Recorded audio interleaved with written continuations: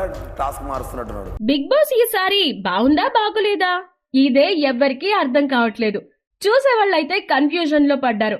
చూసినంతసేపు కాలక్షేపమైనా, అప్పుడప్పుడు చిరాకు పుట్టినా, మన ఎదురుగా తగాదాలు జరిగినా, కొట్టుకుంటున్నా చూడకుండా ఉండలేని హ్యూమన్ సైకాలజీతో పాపం చూస్తూనే ఉన్నారు. ఎపిసోడ్ అయిపోయాక మాత్రం పెదవి విరిచి పడుకుంటున్నారు. మళ్ళీ టైం కాగానే ఇవాళేంటో చూద్దామని పెడుతున్నారు. అదే బిగ్ బాస్ మాయ. పక్కింట్లో ఏం జరుగుతుందో, ఇద్దరి మధ్య ఏం జరుగుతుందో అని ఉత్కంఠగా ఇంట్రెస్ట్ గా చూసే సైకాలజీ మనది. దాన్నే అడ్వాంటేజ్ గా తీసుకుని పుట్టిన కాన్సెప్ట్ ఇది. అందుకే ఎలా ఉన్నా నడిచిపోతుంది. ఇప్పుడు అదే జరుగుతోంది. ఇప్పటికైతే నిఖిల్ అన్ని బ్యాలెన్స్ చేసుకుంటూ మంచి రేంజ్ లో ఉన్నాడు. ఇక పృథ్వీ అయితే తన దూకుడుతో కోపం తెప్పిస్తున్నా, అదే దూకుడుతో ఫేవరెట్ గా మారుతున్నాడు. ఓపెన్ గా ఉంటూ తన ఎమోషన్స్ ని బయట పెట్టేస్తున్న యష్మి కూడా బాగానే ఫాలోవర్స్ ని తెచ్చుకుంది.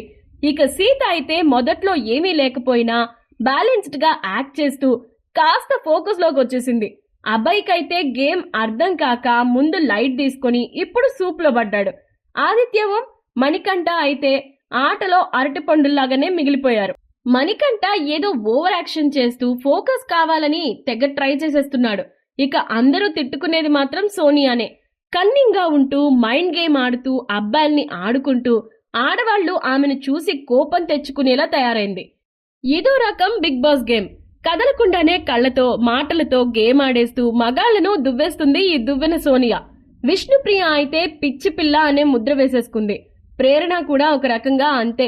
నైనిక కాస్త డీసెంట్ గా ఆడుతుంది. కాకపోతే ఆ డీసెన్సీ వల్ల అంత యాక్టివ్ గా కనిపించట్లేదు.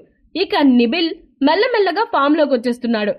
అయితే ఈసారి బిగ్ బాస్ లో ఒక్కటే గేమ్ ని 3-4 ఎపిసోడ్లు పెట్టి బోర్ కొట్టించేస్తున్నాడు.